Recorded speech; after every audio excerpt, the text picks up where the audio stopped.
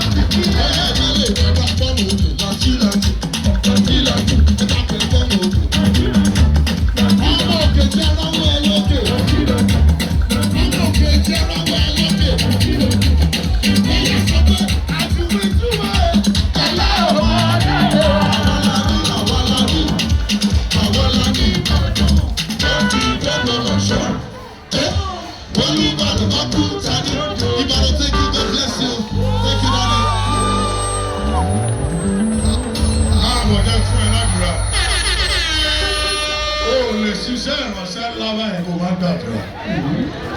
Orá àánú gbà. Táìmù tí wòlíì àgbà wọlé ló kọrin sí. A ní káwọn ọ̀run sọ ẹ́ ní ọ̀tá. Ọ̀tá ìdáhùn sí àdúrà. Bàbá, ó ti gòkè ò ní jábọ́. Ẹ̀yin abiyamọ tó wà ní ẹ bá ń bẹ́ẹ̀lì iṣẹ́ àmì. Ṣẹ́rí Ṣẹ́gun Johnson jẹ́ ń wò níwájú mi. Mi ò kàn gbéraga ni. Èmi mú gbàdúrà fún tó kù ẹ̀bí láyé já. Ṣùgbọ́n testimony tó yẹ kó wá ṣe nínú ìjọ mi, ó gbé lọ sínú ìjọ mi. Ṣẹ́gun Johnson, inú mi dà sí ẹ, béèrè lọ́wọ́ ẹ̀mú ẹ̀. Bẹ́ẹ̀mú ẹ̀ ń ṣe wáyé, èmi ni wòlíì wọn. Tọ́lá fi lè sọ pé mi ò ń ṣe wòlíì wọn, màá kúrò mi. Ìgbà táwọn èèyàn rí pé mo bọ́ọ̀sì pé mò ń bọ̀ l'Amẹ́ríkà, àwọn kan láti program yìí, àwọn kan comments abẹ́ kí ni wọ́n ń gbé. Ẹ̀jẹ̀ ń parọ́. Mo ní bẹ́ẹ̀ yẹn wọ́n máa parọ́ láyé kì í ṣe bíi ti Yínká Ayéfẹ́lẹ́. Àṣẹ ọ̀rọ̀ ló fi gbé mi wálé. Ní òrìrú ẹ̀rí, bàbá yìí wọ́n máa ń tọ̀ nǹkan. Eré ni wọ́n ń ṣe orí ọ̀fẹ́. Bọ́tá ní wòlíì yìí ẹjọ́ ń dààmú owó. Pètí parí o, má gbàgbọ́ àdúrà. Ta ni wòlíì yìí? Ẹ dárúkọ wòlíì yìí full name àbí kí n máa lọ lé wa.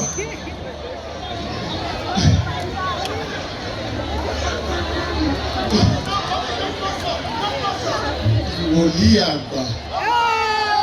àgbà Ayọ̀ Adéwọlé, wòlíì mi. Abíọ́mọ mẹ́jọ tó fẹ́ kí n jẹ́ wòlíì wọn ẹ̀ náwó sókè. Mẹ́jọ péré ti tó mi, ẹ má bà 19 mi jẹ́. Ta ló ń jẹ́ Ṣẹ́gun Sálíù níbí? Má náwó tí mo rí sí ọ̀dà. Má náwó ohun tí mo rí sí ọ̀dà o. Má náwó jọ ohun tí mo rí sí ẹ̀ kò dáa. Ṣùgbọ́n wáyé kó wá rí mi ń kọ̀rọ̀. Èèyàn ló ń jẹ́ Ṣẹ́gun tó ṣoríire yìí. Èèyàn rẹ̀ Ṣẹ́gun kan tún lè lé Ṣẹ́gun Johnson. Ṣẹ́gun kan rèé.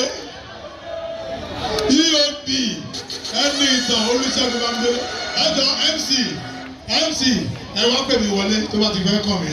Mo fẹ́ bá àwọn ọmọ ìṣeré. Do you love me? Do you love Dr. Ọláyínká Joel Ayéfẹ́lẹ́? Let me hear you say ọjà.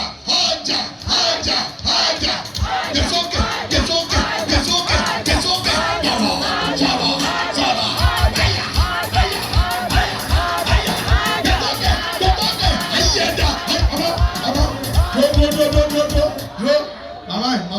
O ti jẹ 5,000. Bó ṣe ń pariwo ọjà yẹn ó yàtọ̀ táwọn tẹ̀gbẹ́ oríire ẹ bẹ̀rẹ̀ ẹ̀rọ fọwọ́ lẹ́sẹ̀ padà ti sálẹ̀. But bámi big close shot 5,000. Bó ṣe sọ pé ọjà yẹn dẹ́ pé ọjà.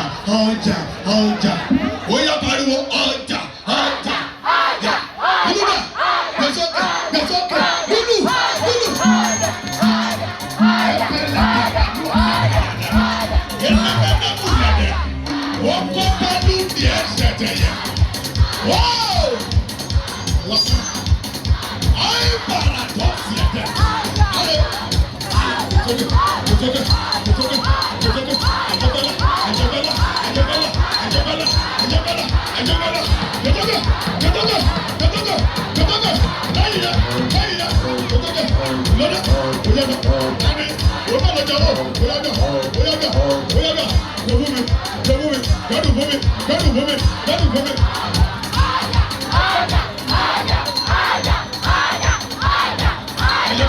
Ayéfẹ́lẹ́.